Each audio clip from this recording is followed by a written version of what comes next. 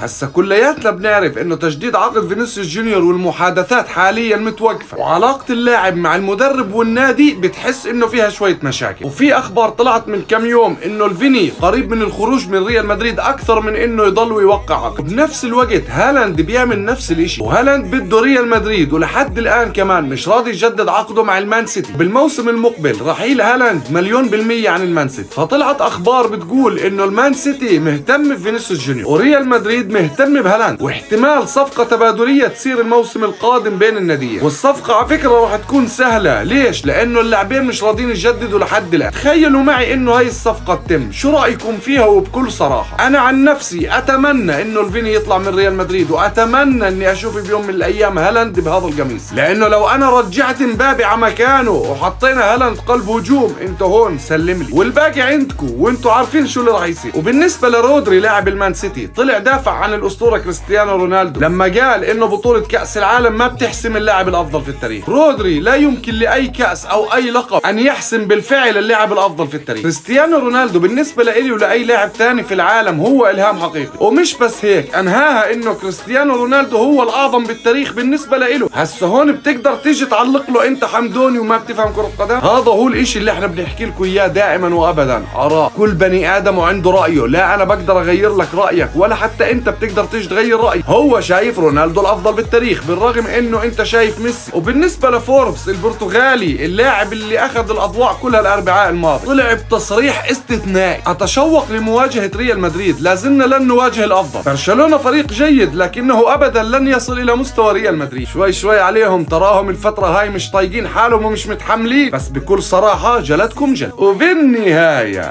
وكالعاده هلا مدريد.